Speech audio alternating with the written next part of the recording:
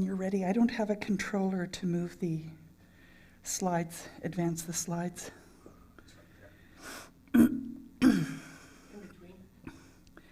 It's a little sausage-looking thing. You're number 4, right? No, it's not that. I just need a controller. Oh, okay. Don't adjust the volume. No, not the volume. Just too much mids. Remember how it sounds on the live stream is different than in here? Yes. Okay. Say when.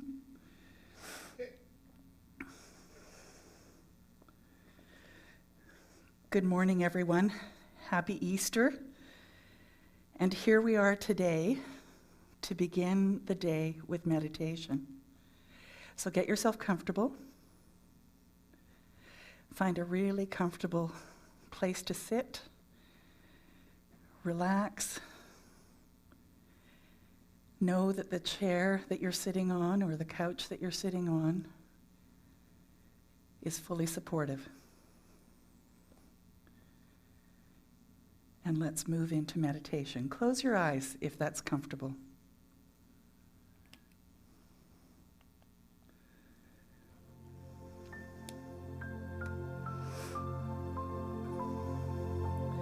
So take a deep breath.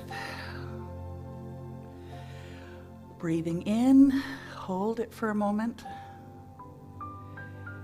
And as you exhale, let out a sigh.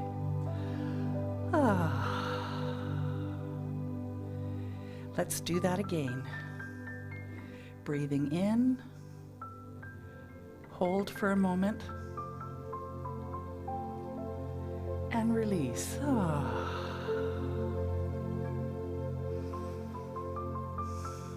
Join with me in consciousness. And if these words resonate,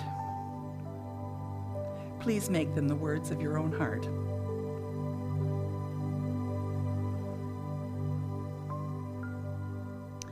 We comprehend the infinite only to the degree that it expresses through us, because to us, that which we believe it to be is how it shows up. So we daily practice in our meditations the realization of life. Infinite, indwelling spirit within me. Almighty God within me. Real substance within me. That which is truth within me. Jesus said, I am the way, the truth, and the life. No man cometh unto the Father but by me. How true this is. We cannot come unto the Father which art in heaven except through our own Christ nature. Right here through our own nature is the gateway and the path which leads to our illumination, to realization, to inspiration,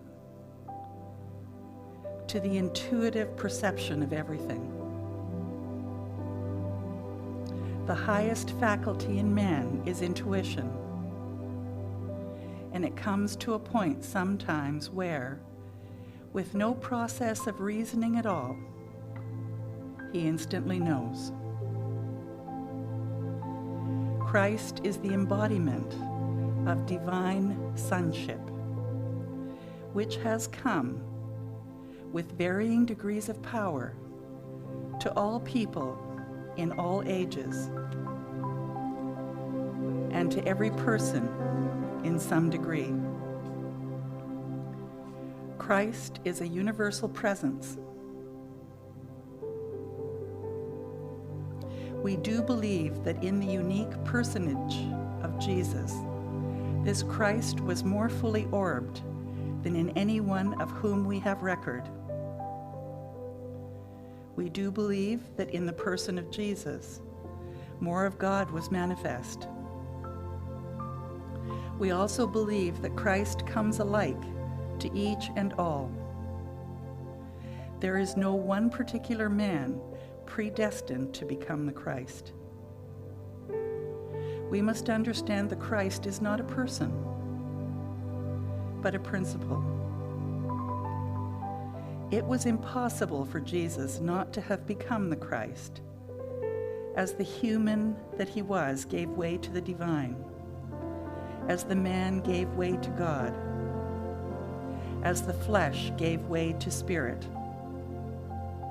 as the will of division gave way to the will of unity. Jesus the man became the living embodiment of the Christ. If we can look upon Jesus from this viewpoint, we shall be able to study his life as a living example. What is more inspiring than to contemplate the consciousness of a man who has the faith to stand in front of a paralyzed man and tell him to get up and walk, and to know very well that he is going to get up and walk? Or to stand in front of the tomb of a dead man and tell him to come forth? Such an example as this is worth something. But if the whole performance were enacted in the mind of a man entirely unique and different from us, then it would mean no more to us than studying the biography of hundreds of other men. Fortunately, we do not have to contemplate Jesus as being unique and different, for the Bible makes it more than plain that he was a man, just like we are. As the human gives way to the divine, in all people, they become the Christ. In the case of Jesus, there was such a surrendering of an isolated will that a greater incarnation of the divine actually took place. The mystic Christ comes forth from the bosom of the unseen Father, proclaiming the love of God through his own love of humanity.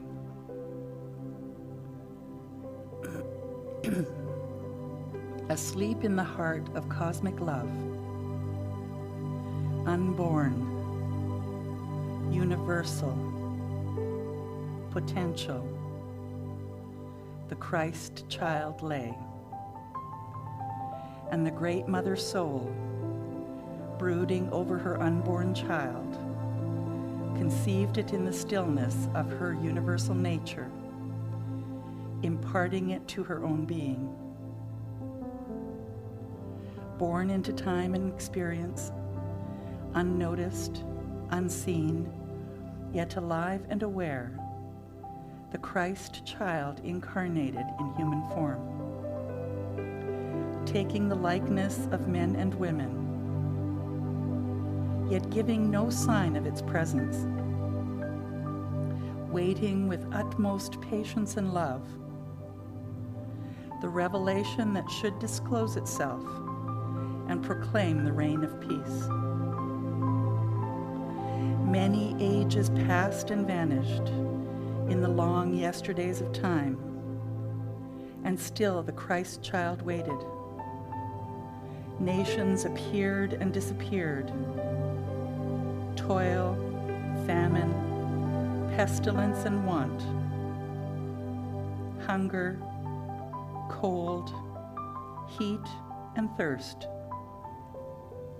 war, hatred, blood and ruin, and still the seed of perfection unrevealed. But the universal wholeness cannot be forever subjected, nor cosmic love be kept from human form. That which was given must be revealed. The seed of perfection must burst. The shoots of heavenly planting must break the cords that bind, fanning the human into a blaze divine. And so the long-appointed day arrived. A voice out of the stillness spoke, "This is my beloved Son. Let the earth be still in his presence. Let the beasts of the field, the birds of the air, and all living creatures be still. Let the hosts of heaven sing praises, and let deep cry unto deep." Then spoke the child, "I am come to bring peace. I am the child of joy, and to all who will I give life. I am formed in happiness. I am come from the eternal stillness. Quietness and confidence are mine. In the heart of the Father I have lived forever. O nations and all people, look unto me and be saved.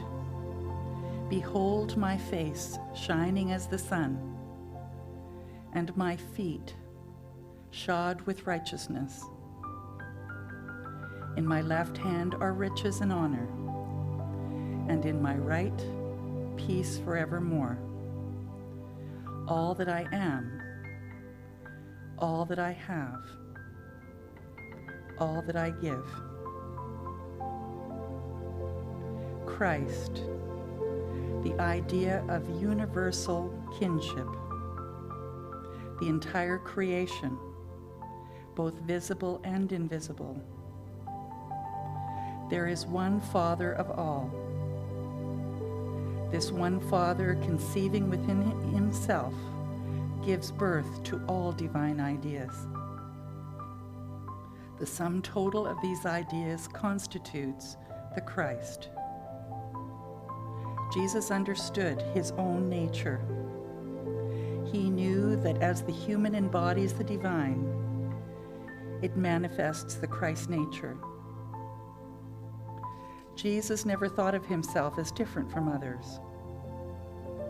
His whole teaching was that which he did, others could also do.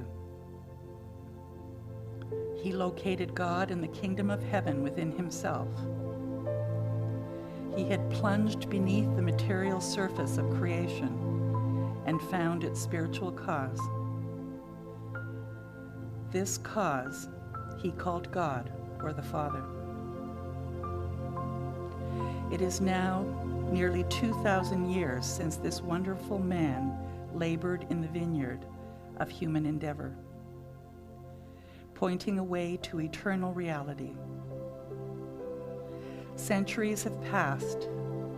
Nations have risen only to decline and fall. Science has solved many problems. Invention has harnessed subtle forces, and our land is filled with institutions of learning. But the world is looking for another great teacher who will again show it the way. Never before was there such an inquiry into the hidden meanings of things. Never such a searching after God and reality. It seems as though all people are engaged in this search, and that no one can be satisfied until he has made the great discovery for himself. But to how few has come the real truth, the realization that God is indwelling in the soul and spirit of man. And yet this realization is what gave Jesus his wonderful power. This and a correct knowledge of spiritual law in the mental world.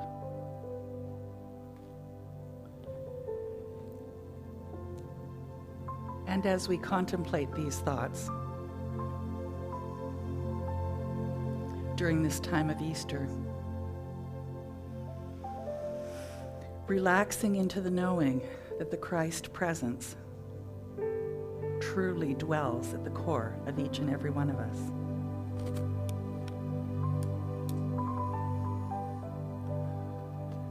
I invite you to take another deep breath now. And hold it for a moment. And let it out. Knowing there is only one divine essence, and it permeates all things seen and unseen.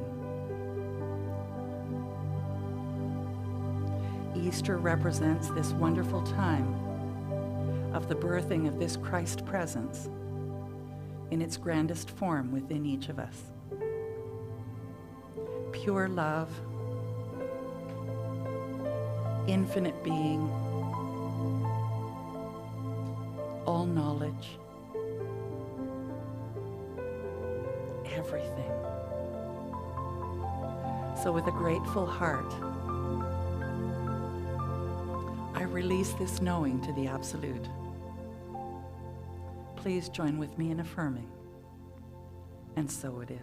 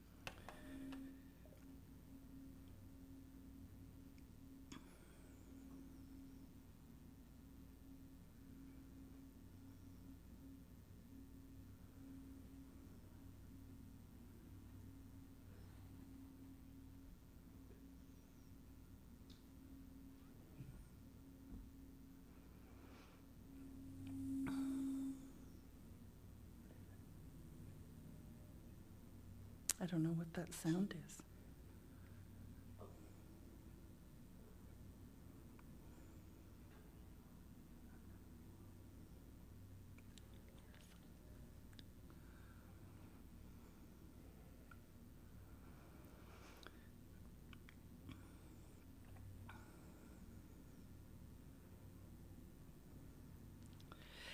Good morning, everyone, and happy Easter to you.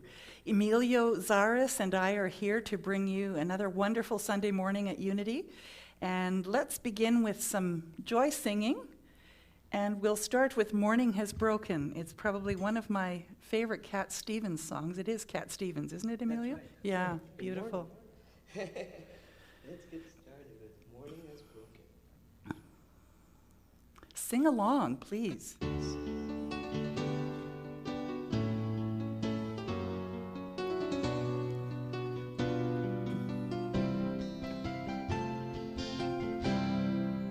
Morning has broken like the first morning. Blackbird has spoken like the first bird. Praise for the singing, praise for the morning, praise for them springing fresh from the world.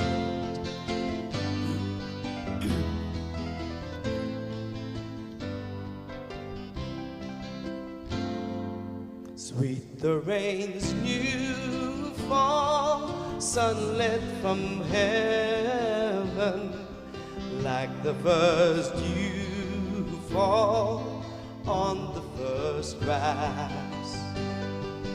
Praise for the sweetness of the wet garden, sprung in completeness where his feet pass.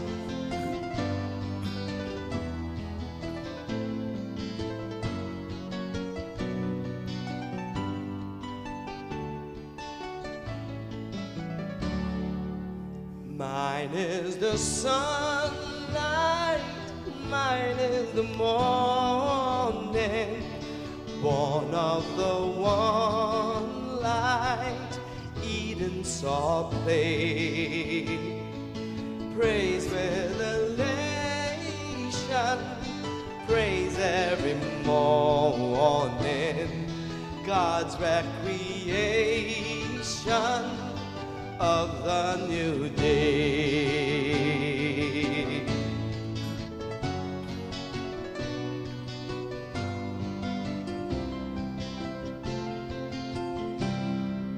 Morning has broken like the first morning.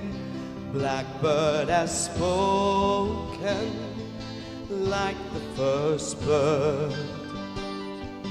Praise for the singing, praise for the morning, praise for them springing fresh from the world.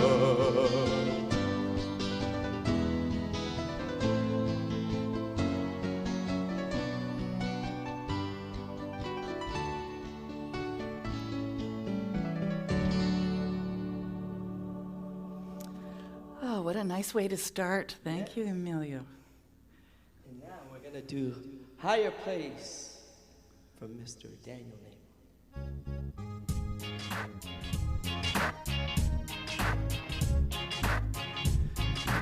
Up, up, up to a higher place. Up, up, up, far beyond this time and space. Up, up, up to a higher place. I feel my soul rising to a higher place. Up, up to a higher place. Up, up, up, far beyond this time and space. Up, up, up to a higher place. I feel my soul rising to a higher place. A higher place, a higher place. I feel my soul rising to a higher place. No more forward, no more backward, no more spinning around and around. My life is moving ever upward. My feet are leaving the ground. Up, up, up to a higher place. Up, up, up, far beyond this time and space. Up, up, up to a higher place. I feel my soul rising to a higher place. Higher place, higher place. I feel my soul rising to a higher place.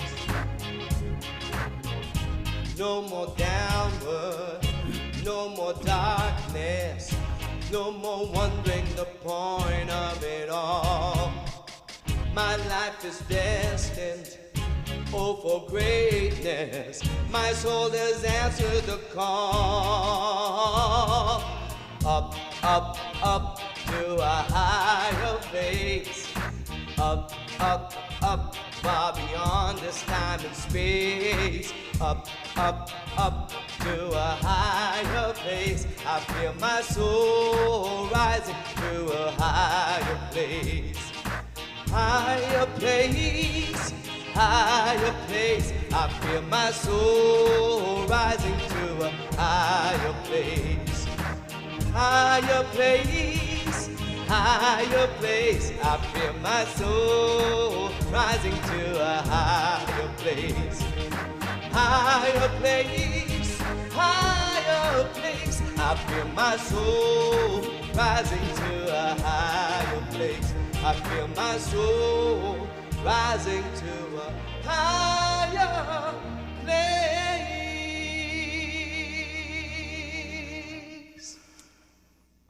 Wasn't that wonderful? Hope you're enjoying the music this morning. The next one's another beautiful song. Love Is My Decision. By Mr. Daniel Nehemiah. Love is my decision. Up to me to give up my heart. Love is my decision. No one else can tell me to start. And once I decide to change my mind, God will show me how. Love is my decision right here and now. Love is my decision. Up to me to stand on that bridge. Love is my decision. No one else can make me forgive. And once I decide to change my mind, God will show me how. Love is my decision right here and now.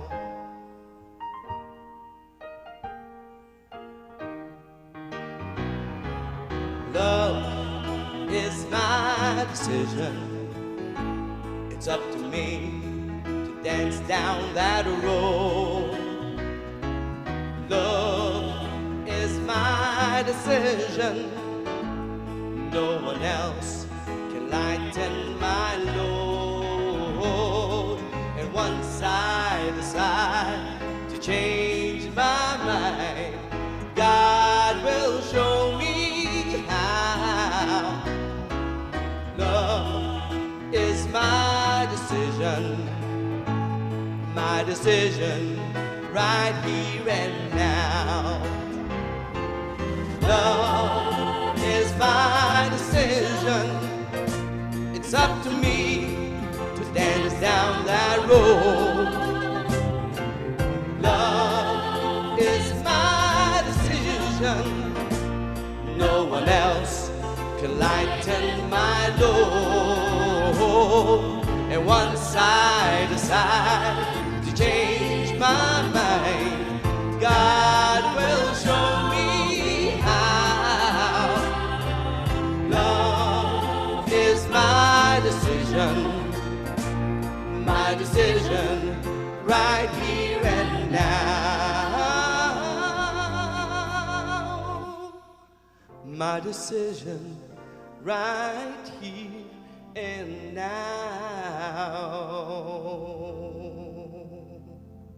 Join with me in consciousness. For love is my decision right here and now. On this beautiful Easter morning, Easter Sunday morning, I allow the Christ presence that has always been within me to reveal itself in the most wondrous ways. I allow it to be the light that leads and guides me, the light that shines from me as love, as blessings, as joy. And though I may not be wearing my Easter bonnet today, I feel as though I am. It feels so good to be in the presence of Spirit, to be completely aware and deliberately creating my life with Spirit as the guide. This Easter morning reminds me that I am one with Spirit. The Christ presence is who I am. So please join with me in saying, and so it is. Love is my decision. It's up to me to dance down that road. Love is my decision. No one else can lighten my load. And once I decide to change my mind, God will show me how. Love is my decision right here and now. Love is my decision. It's up to me to dance down that road. Love is our decision. No one else can lighten our load. And once I decide to change my mind, God will show us how. Love is our decision right here and now. My decision right here and now.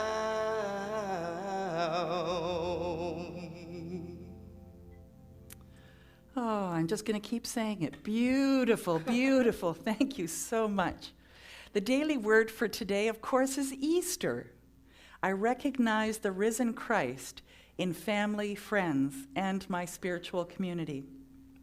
Early in the evening of the day of resurrection, Jesus, unrecognized, joins two of his followers as they journey from Jerusalem toward the nearby village of Emmaus.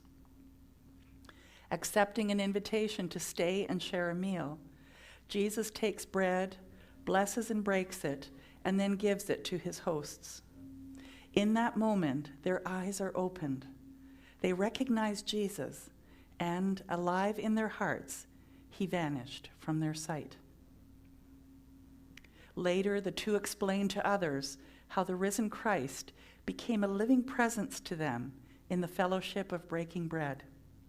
Easter celebrates the risen Christ, an immortal presence freed from all limitation, waiting discovery in every person and life event.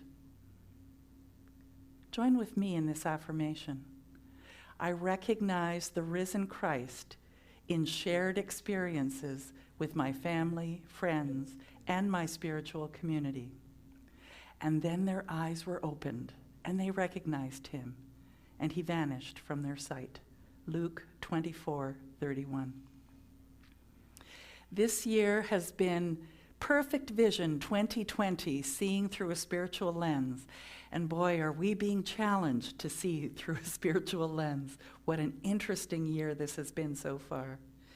So we're going to go into the topic today with the song Rise Up. And that'll get you into the mood of what it is that I'm going to talk to you about today.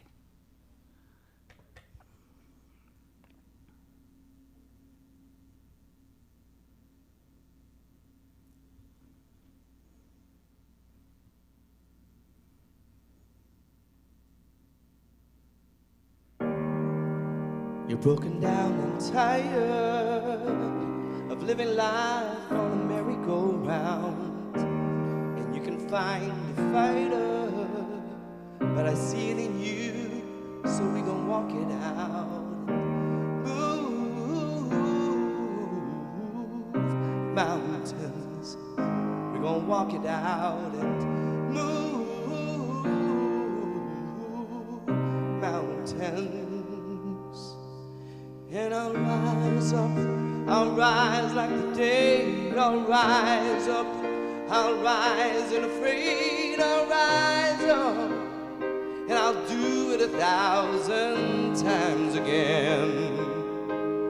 I'll rise up, high like the waves, I'll rise up, in spite of the ache, I'll rise up, and I'll do it 1,000 times again. For you, for you, for you, for you.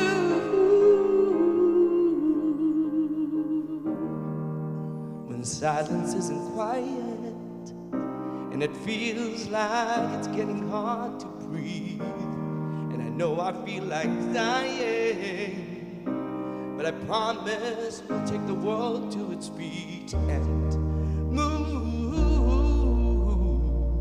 mountains. We'll take it to its feet and move mountains. And I'll rise up, I'll rise like the day, I'll rise up, I'll rise unafraid, I'll rise up, and I'll do it 1,000 times again. For you, for you,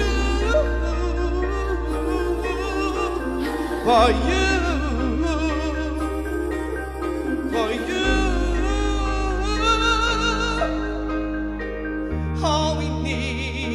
All we need is hope, and for that we have each other, and for that we have each other. We will rise, we will rise, we will rise, oh, we'll rise.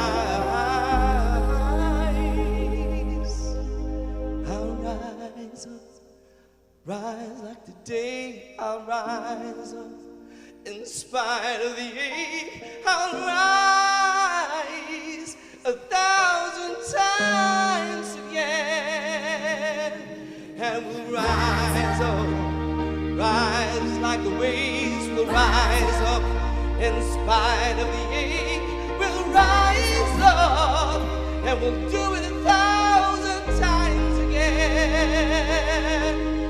For you,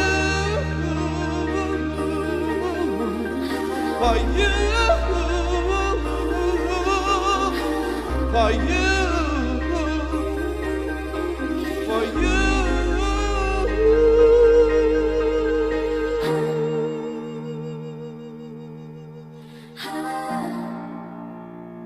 We will rise, we will rise.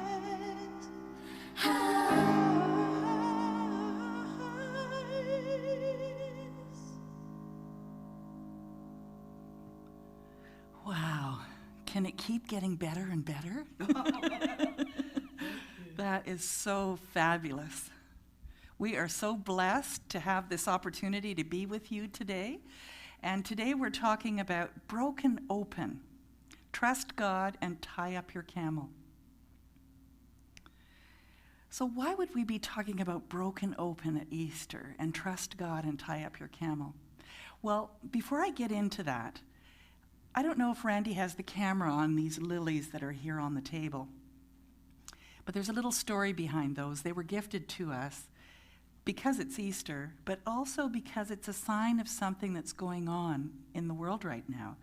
And that is, one of our members actually has a family member who has a nursery. And they planted and potted 45,000 Easter lilies, and almost every one of those orders that they had pre-ordered had canceled. And so they ended up having to give them all away. Apparently it made the local news somewhere in this area where people were just told, come and pick them up. And so we received some as a gift, and I hope that you're enjoying them. And we've got our velvet dolls here as well, so that it gives you sort of the idea of bunny rabbits, even though they are donkeys. But you know, you think about the impact of this pandemic and this physical isolation, and the idea that what did 45,000 lilies represent in dollars to that particular company and to the people that were working at that company. The implications are just enormous. And that's only one company in the world that is going through this really crazy time. I know that as we each are generous, the generosity from Spirit comes back. So I know that in some way, somehow, the generosity of this nursery and these people and these lilies and all the other things that are going on in the world today are going to come back in some wonderful way for those individuals and for us.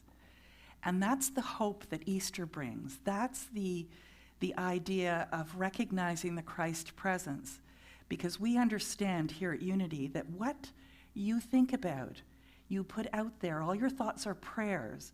And so as you are grateful for things, then life starts to unfold in more reasons to be grateful. So how can we apply spiritual principles today? Do they have special meaning at this time? We'll look at that. And an empowering new way to focus.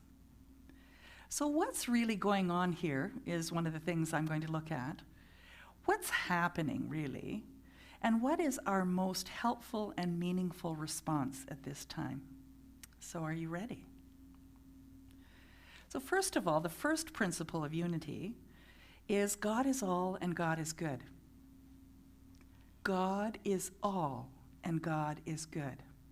And I'm sure there are many of you, perhaps not those of you that are online right now that are watching, that are saying, yeah, I get the concept of God being all, but how can this possibly be good?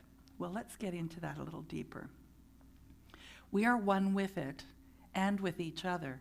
And so as a consequence, being one with Spirit and one with each other, then it means that we are collectively part of one mind. And this one mind is a consciousness. And the collective consciousness of the world is one as well. So what's being called to be transformed, to be evolved, to reveal itself at this time?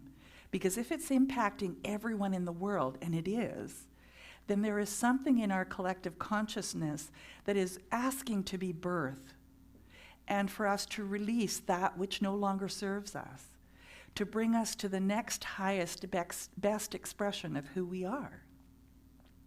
So we're collectively creating all of these experiences. So the first question is, well, why do we create the bad? The thing is that not everyone in the world really recognizes that they have a Christ presence, that they have a connection to this divine intelligence. They don't have an understanding that all their thoughts are prayers.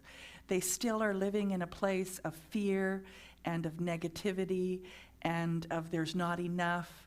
And when you have that as part of the collective, then you're going to experience it in ways like perhaps this pandemic, like wars, like some of the negative things that go on. But at the same time, our collective is starting to have more positive thinking, more love, more unification, more understanding of how there is very little that truly separates us other than, at the moment, 6 feet in distance or more, or maybe living in another country. So have you heard the phrase, trust God and tie up your camel? So what it's saying really is that, yes, trust God and understand how the principle of God works, but you have a personal responsibility. So God can give you a camel, but if you don't tie it up at night, it's not going to be there tomorrow. So the same thing with your life, and the same thing with this pandemic, for instance, that you can trust God all you like, but it doesn't mean that you're going to start to do irresponsible things and figure God is going to look after you. No, you do what is yours to do at this time, and physical isolation is one of those things. Our collective creation serves our collective agenda. I believe, based on what's going on right now, that we have a collective agenda, and that is to recognize the Spirit of God within each person, to recognize that there is really, truly no separation between us, even if we speak different languages, perhaps we worship in a different way, perhaps we live in different countries, perhaps we like different kinds of cooking, maybe we come from different backgrounds, but ultimately, this metaphor, and I'll use this pandemic as a metaphor, affects us all equally. We are equally as vulnerable, and we are equally the Christ presence. So, what is our collective agenda? What's your agenda? To see the oneness in everyone? What's your grandest agenda? Like, wouldn't it be wonderful to know that there's always enough? That there's nothing to fear?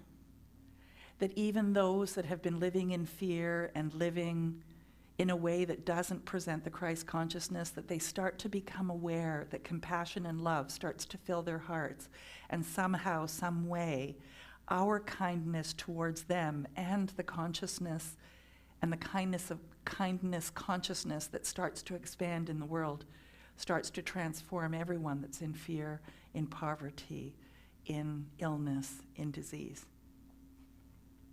I don't know for sure, but it sure feels good when I contemplate it. So humanity's agenda, here's my idea. We're seeking to evolve, allowing every form of divinity the opportunity to express and experience its true nature. And just like flowers in a garden, not every flower is going to look the same or be the same height or bloom for the same amount of time or have the same kind of fragrance or any of those things. Each one of us is unique, and yet at the same time we're looking to be able to live as the best form of each of us, whatever is our own true nature. And boy, is this time ever an opportunity to peel away the things that are superfluous, the things that have kept us busy just for the sake of being busy. It's almost as though we've been on this treadmill of materialism and hurriedness, and our religion is our watches and our timetable and how much money we have in the bank and whatever it is that you've been accumulating. And all that's being peeled away to have the opportunity to look at and to appreciate and to be grateful for the things that are really important, the things that with just being who you are get cultivated and expand. So why would we create, even inadvertently, a pandemic, for instance, or a financial crisis, or war? And most of the time it is inadvertently. We don't recognize that as a collective we are creating that. But the thing is that it's giving us cause to stop. When something happens that causes us, especially now, to do this thing like physical isolation, it's causing us to stop and reevaluate, causing us to stop and reevaluate what's important, what really is going on. What's the spiritual significance of what's going on, and what's our best response? I think it's a real opportunity to use it as a barometer on what's important for you. And as we come out of this, how will you live differently? What will you do different? What will you no longer do? What will no longer feel right? This pandemic has produced an opportunity to know and experience our oneness. This can be life-changing, civilization-altering if we use this event productively. Somebody said this week, shame on us that we've given so much of our manufacturing away to different countries, like China, for instance, when we used to create all these things ourselves. And there's starting to be more and more in the news of companies that are starting to create in their factories the things that we need here now because we can't get them from anywhere else. So we're getting back to the grassroots. We're getting back to supporting those that are within our sphere of influence. The imagined differences are also dissolving by the hour. Rich and poor, young and old, female and male, gay and straight, dark skin and light skin, conservative and liberal, God-loving and God-denying. This pandemic, like God, doesn't have any favorites. And so it's reminding us that we are all one. The differences between them and us is disappearing. And this is probably one of the most rare events in human history. We are all being affected, all at the same time, in the same way. It really, truly is a rare event. We watched a movie, we've been watching Netflix, and this was a great metaphor for this situation in life. It was with Tim Allen and Kirstie Alley, the For Richer or Poorer, and they were a very wealthy couple in New York City, and their bookkeeper or accountant ended up stealing most of their money. And what ended up happening was that they were running away from the IRS, and they lived in separate bedrooms, and they really didn't even care about each other. They just lived their material lives and had their cocktails in the afternoon and the things that we imagine that these very wealthy people would do. And they ended up running away and going and living in an Amish community. Now, what the Amish community didn't tell them, because they were pretending to be cousins of this family, they didn't tell them that, well, they needed extra hands for the harvest and for planting the seeds and everything. So they allowed them to pretend to be Amish, and they started out as the couple who didn't talk to each other, the couple that was missing all of the things that they had in life, to the couple that started to appreciate the talents that they had, the love that they had for each other, and what they really truly valued. And I looked at that and I thought, what a timely movie to be watching right now. So if you get a chance, it's on Netflix, For Richer or Poorer, a great metaphor for what's going on right now. So we can use this major event, this pandemic, as a spiritual event to decide and define who we really are. What is encouraging about this? We are revealing our grandest nature. That's what's encouraging. There are more people being compassionate and kind and loving than ever before. Most people are displaying compassion and understanding, empathy and concern, kindness and care, tenderness and tolerance. We're not seeing indifference and cruelty. If you want others to practice compassion, if you want to be happy, practice compassion. Dalai Lama. Abraham Lincoln, in his first inaugural address, is inviting us to remember. And I'll read a bit of it for you. We are not enemies, but friends. We must not be enemies. Though passion may have strained, it must not break our bonds of affection. The mystic chords of memory will yet swell the chorus of the union when we again touched, as surely they will be, by the better angels of our nature. And it's the better angels of our nature that's being revealed right now. We're being touched right now by the better angels of our nature. We're being invited to remember who we really are. This is our invitation on the unity journey to remember who we are. There's 5 key principles in unity. God is good. God is absolute good and everywhere present. People are good. Thoughts create experiences. Prayer is connection. And action is needed.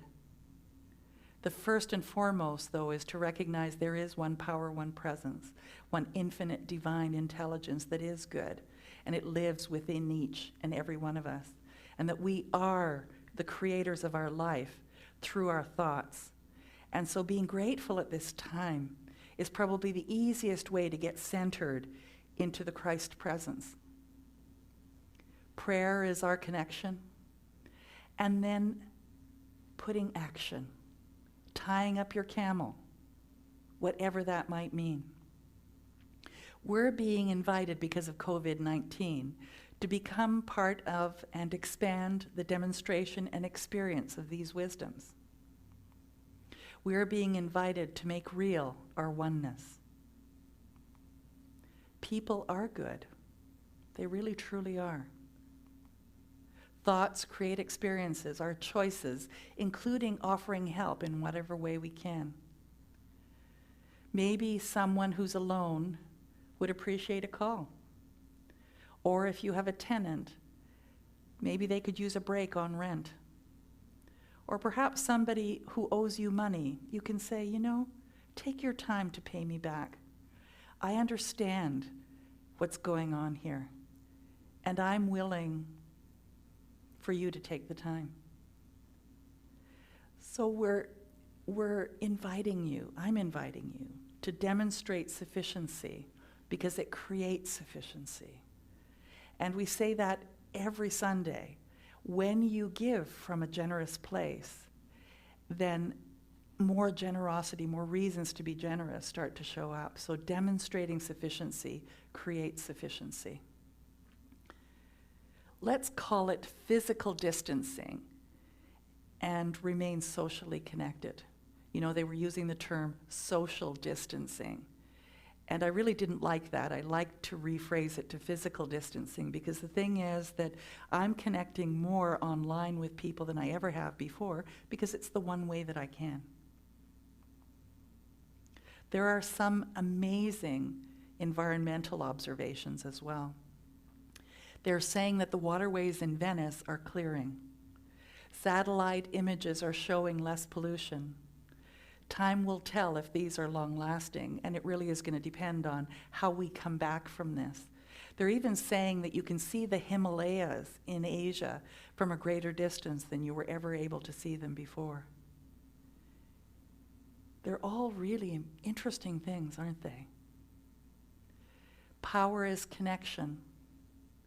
Prayer is connection, and action is needed. So continue steadfastly in prayer.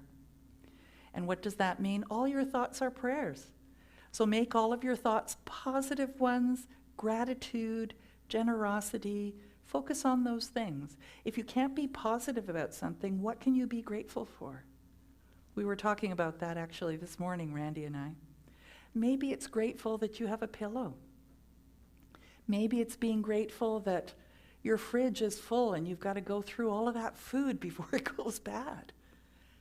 Maybe it's being grateful for clean air to breathe. Maybe it's that you have a roof over your head and someone you love right there with you. Whatever it is, what can you be grateful for? And make that your prayer. You are right here in this present moment. You are part of who will determine where we go from here. And you may not know what that is right now. But I invite you to become a deliberate creator, a conscious human being. And as you move forward in every day, to allow Spirit, the Christ presence within you, to guide you. I don't know about you, but this has been about 5 weeks now I was trying to figure. And I went from just thinking it was only going to be for a couple of days. And so it really didn't impact me. To then it was like, oh, how am I going to do this? And how am I going to live in this new way? And what does that look like? To then feeling pretty squirrely. And because I always like to accomplish things, to then being just really tired and wanting to sleep all the time. And maybe eat a lot too. To finally, and that's why they say it takes 30 days to create a new habit. Then I finally felt as though, and that was about last week, that I had hit kind of a stride, a cadence. And I started to be okay with the new pace and knew that it was really only me getting in my own way. It was only me letting go of the things that I thought were bad or uncomfortable. And as I did and just appreciated what I had, where I was, the time that I had, the creativity started to bubble up. And that was the Christ presence as well. Bubbling up saying, well, you have time to do these things now. I don't know about you, but there are more people posting stuff that they have cooked and baked at home on Facebook, for instance, than I've ever seen before. Randy's been cultivating a natural bread mother, which, how would we describe it? It's a sourdough starter, I guess. And it naturally, the yeast is in the air and it naturally occurs. And so when you start something like a sourdough bread starter or mother, it naturally starts to attract the yeast and starts to grow. So apparently tomorrow or Tuesday, we're going to be baking our first batch of homemade sourdough bread from our very own sourdough mother. For as difficult and tragic as this has been, think about this. Going outside has not been canceled. Baking bread has not been canceled. Music has not been canceled. Families haven't been canceled. Singing hasn't been canceled. Laughing hasn't been canceled. Hope hasn't been canceled. Decide to become the creator, not just the observer. It's through all our love-filled actions and thoughts that we will see the end of this pandemic. So be the love that you wish to see in the world. Be the love that you wish to experience in the world. And know that that love will guide you in your actions, your thoughts, and your feelings. Acting together without fear, trust God and tie up your camel. So let's take this time to have a conversation with God that is within all of us and to allow it to bring us closer to the divine. Let's take this time to allow the words to become actions which demonstrate that we are aware of the divinity in everyone. Let's take this time to make love go viral, for it is eternal. Let's take this time to allow these events to bring us one step closer in our evolution and realization of our oneness and our love. I'd like to end this with a letter from God. And I don't know who wrote this, but I received it from the minister's listserv this week, and I thought you'd enjoy it. My dear children, and believe me, that's all of you, I consider myself a pretty patient guy. I mean, look at the Grand Canyon. It took millions of years to get it right. I've been patient through your fashions, civilizations, wars, and schemes, and the countless ways you take me for granted until you get yourselves in big trouble again and again. So today, I want to let you know that some of the things that are starting to tick me off are, first of all, your religious rivalries are driving me up a wall. Enough already. Let's get one thing straight. These are your religions, not mine. I'm the whole enchilada. I'm beyond them all. Every one of your religions claims there is only one of me, which, by the way, is absolutely true. But in the very breath Each religion claims it's my favorite one, and each claims its Bible was written personally by me, and that all the other Bibles are man-made. Oh my me. How do I even begin to put a stop to such complicated nonsense? So listen up now. I'm your father and mother, and I don't play favorites with my children. Also, I hate to break it to you, but I don't write. My longhand is awful, and I've always been more of a doer anyway. So all your books, including those Bibles, were written by men and women. They were inspired, remarkable people, but they also made mistakes here and there. I made sure of that, so that you would never trust a written word more than your own living heart. You see, one human being to me, even a bum on the street, is worth more than all the holy books in the world. That's just the kind of guy I am. My spirit is not a historical thing. I'm alive right here, right now, as fresh as your next breath. Holy books and religious rites are sacred and powerful, but never more than the least of you. They were only meant to steer you in the right direction, not to keep you arguing with each other, and certainly not to keep you from trusting your own personal connection with me. What brings me to my next point about your nonsense? You act like I need you and your religions to stick up for me or to win souls for my sake. Please don't do me any favors. I can stand quite well on my own, thank you. I don't need you to defend me, and I don't need constant credit. I just want you to be good to each other. And another thing, I don't get all worked up over money or politics, so stop dragging me and my name into your dramas. For example, I swear to me that I never threatened Oral Roberts. I never rode in any of Ranesh's Rolls Royces, and I'm not sure who Ranesh is. I never told Pat Robertson to run for president, and I've never, ever had a conversation with Jim Baker, Jerry Falwell, or Jimmy Swaggart. Of course, come Judgment Day, I certainly intend to. The thing is, I want you to stop thinking of religion as some sort of loyalty pledge to me. The true purpose of your religions is so that you can become more aware of me, not the other way around. Believe me, I know you already. I know what's in each of your hearts, and I love you with no strings attached. Lighten up and enjoy me. That's what religion is best for. What you seem to forget is how mysterious I am.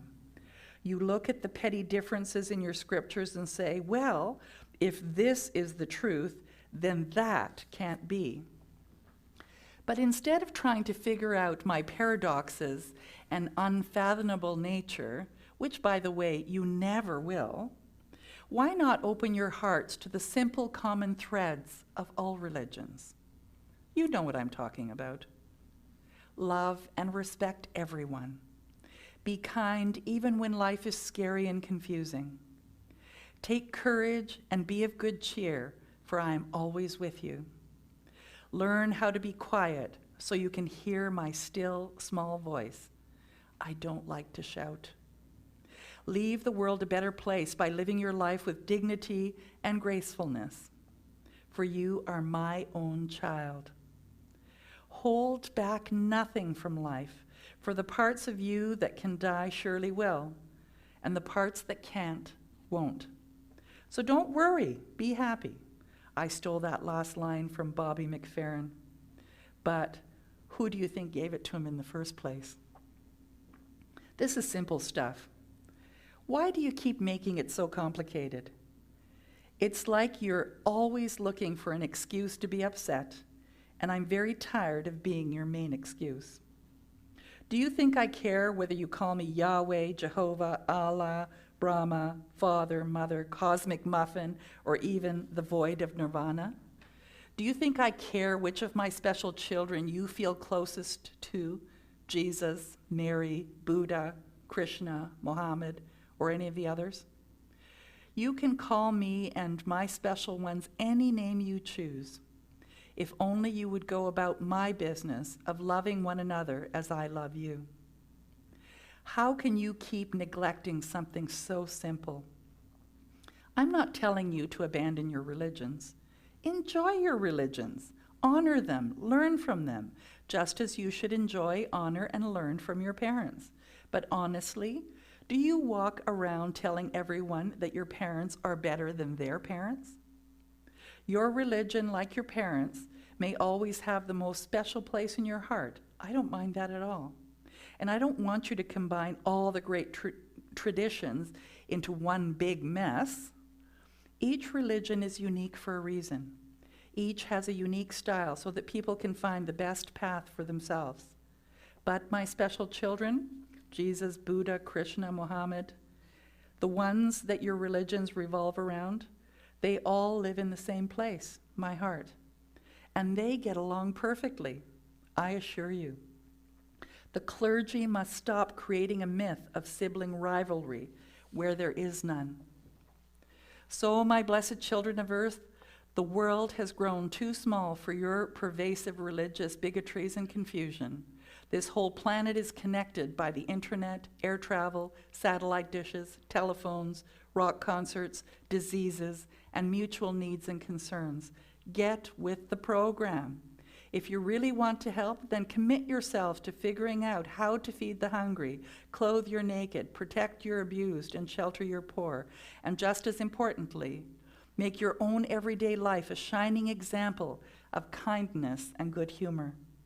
I've given you all the resources you need if you would only abandon your fear of each other and begin living and loving and laughing together. Finally, my children everywhere, when you think of life, when you think of the life of my special child, Jesus, and the fearlessness with which he chose to live and die, as I love him, so do I love each of you. I'm not really ticked off. I just wanted to grab your attention because I hate to see you suffer. But after all, I did give you free will, so you make your own choices. I just want you to be happy. I'm with you always. Trust me. Your one and only God.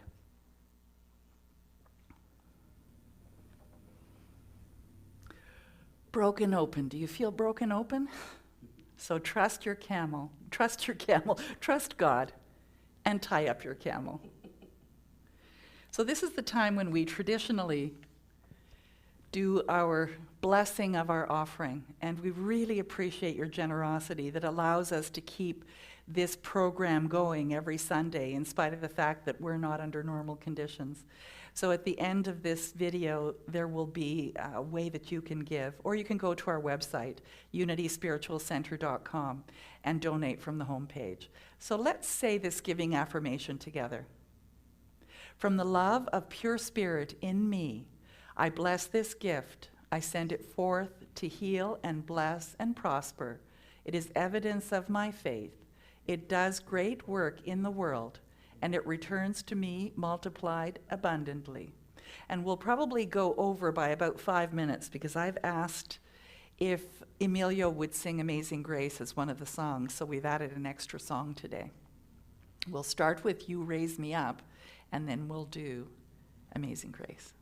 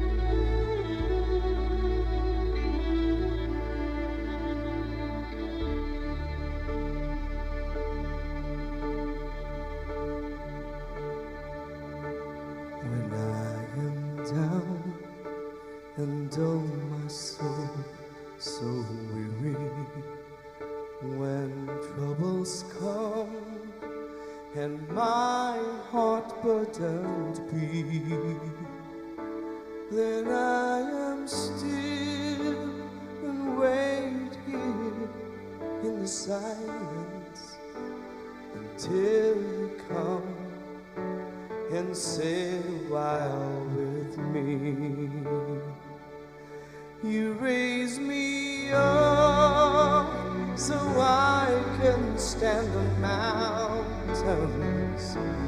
You raise me up to walk on stormy seas. I am strong when I am on your shoulders.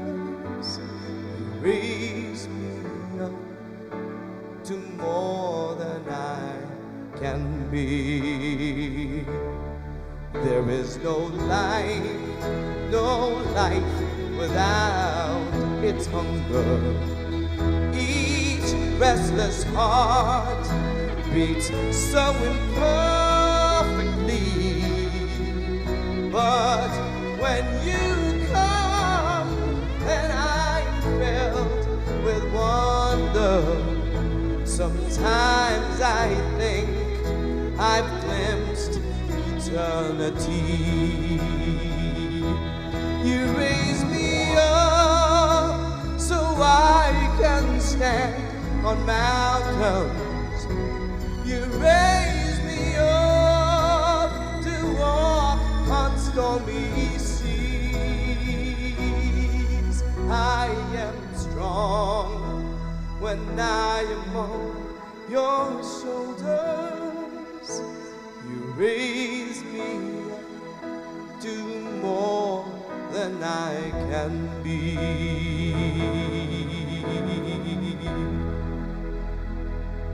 You raise me up so I can stand on mountains.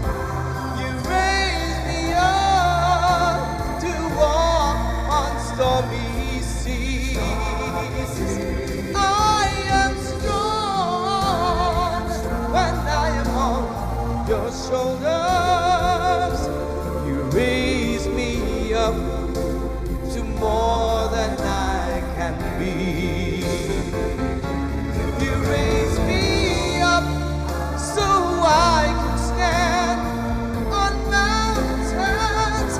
You raise me up to walk on stormy seas. I am strong when I am on your shoulders. You raise me up to more than I can be.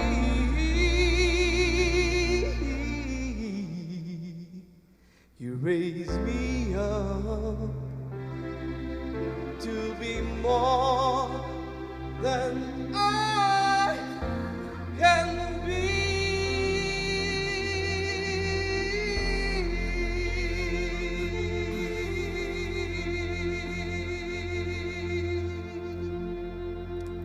Wow. I hope everybody's clapping at home too. Oh. This is one of the first songs I heard you perform, and it moved me to my core.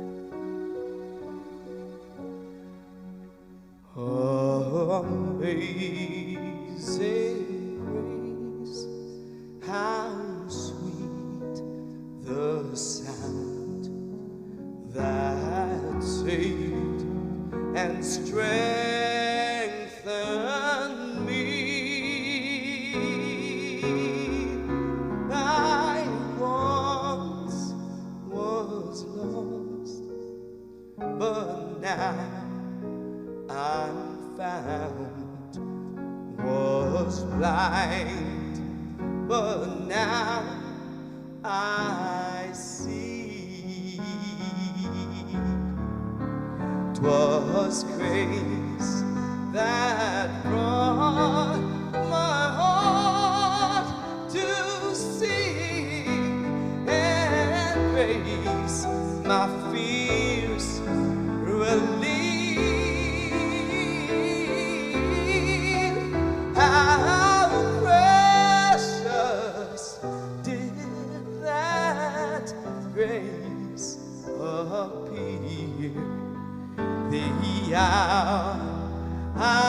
first believed. Through many dangers, toils, and snares, I have already passed. This grace that brought me safe thus far to freedom that will last. When we've been there 10,000 years, bright, shining as the sun, we know less days to sing God's praise than when we first begun.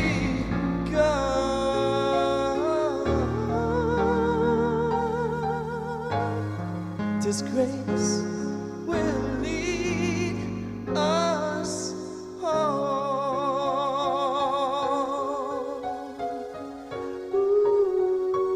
Ooh, this grace will lead me home.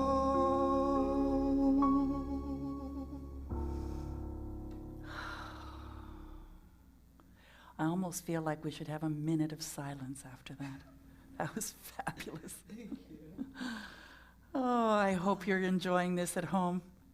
So we'll continue to be online, bringing you this spectacular combination of some infinite wisdom, some spiritual wisdom, and some beautiful songs. So we want the doors? Pardon me? Yes, in just a moment.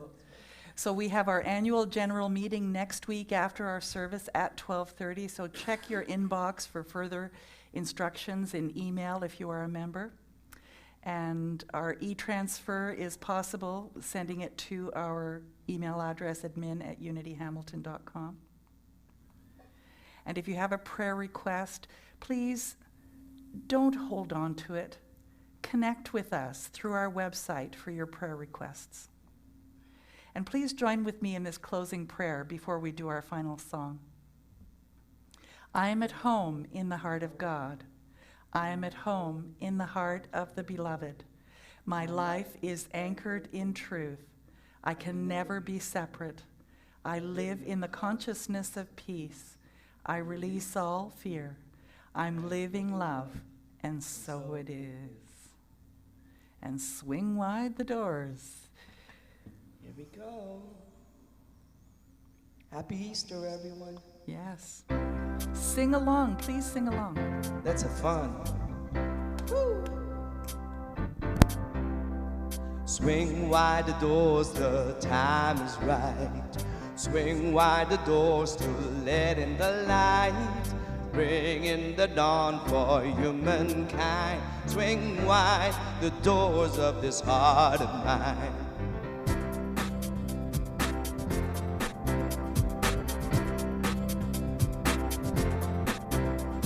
Swing wide the doors, the time is right.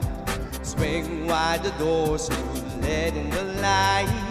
Bring in the dawn for humankind. Swing wide the doors of this heart of mine.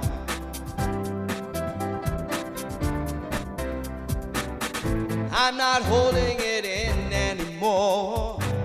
I'm gonna shout it out loud.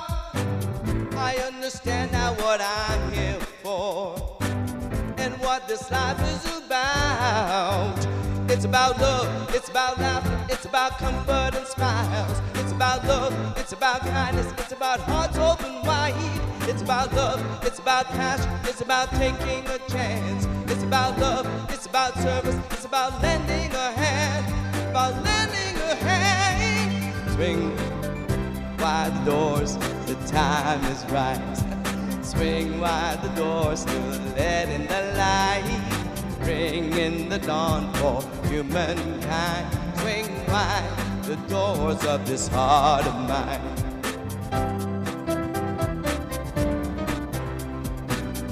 There's a voice that I've heard for years. I've learned to keep it inside. Well, now it's coming in loud and clear. I want a deeper life. It's about love, it's about laughter, it's about comfort and smiles. It's about love, it's about kindness, it's about hearts open wide. It's about love, it's about passion, it's about taking a chance. It's about love, it's about service, it's about lending a hand. It's about love, it's about laughter, it's about comfort and smiles. It's about love, it's about kindness, it's about hearts open wide. It's about love, it's about passion, it's about taking a chance. It's about love, it's about service, it's about lending a hand. It's about lending a hand. Swing wide the doors, the time is right. Swing wide the doors to let in the light. Bring in the dawn for humankind. Swing wide the doors of this heart of mine. Swing wide the doors, the time is right. Swing wide the doors to let in the light. Bring in the dawn for humankind. Swing wide the doors of this heart of mine. Swing wide the doors of this heart of mine.